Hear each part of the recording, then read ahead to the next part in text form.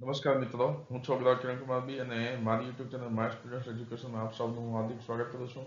મિત્રો, આ વિડીયોમાં આપણે TPOની સ્પર્ધાત્મક પરીક્ષા માટે ઉપયોગી ભારતનું બંધારણ એના પ્રશ્નો જોવાના છે. ચાલો જોઈએ એક પછી એક પ્રશ્નો.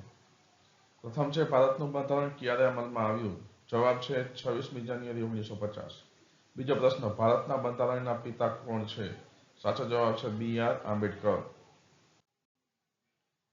ત્રીજો પ્રશ્ન છે, બંધારણની પ્રસ્તાવનામાં કેટલા શબ્દો છે?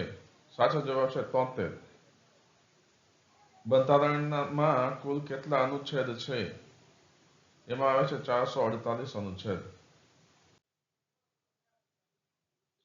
ભારતીય બંધારણને ઘડવા માટે કોણે મુખ્ય ભૂમિકા ભજવી હતી? બંધારણ સભા, સંસદ, સુપ્રીમ કોર્ટ કે રાષ્ટ્રપતિ? સાચો જવાબ છે બંધારણ સભા.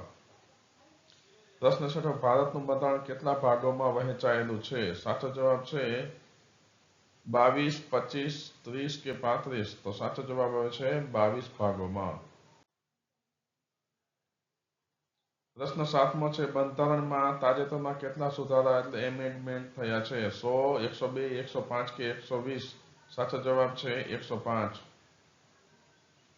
બંધારણમાં ભારતને કેવો દેશ ઘોષિત કરવામાં આવેલો છે? લોકશાહી દેશ, સામ્યવાદી દેશ, રાજાશાહી દેશ કે કેપિટલિસ્ટ દેશ? સાચો જવાબ છે લોકશાહી દેશ.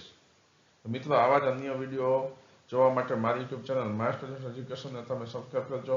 મિત્રો, આ જ રીતે અનેક પ્રકારના સ્પર્ધાત્મક પરીક્ષા માટેના ઉપયોગી પ્રશ્નો છે એ હું અહીં મૂકીશ. આમાં માત્ર તમને 8 પ્રશ્નો પૂછેલા છે. તો આ રીતે બીજા પ્રશ્નો માટે પણ મારી યુટ્યુબ ચેનલને તમે સબસ્ક્રાઈબ કરજો. મળીએ બીજા વિડીયોમાં. ધન્યવાદ.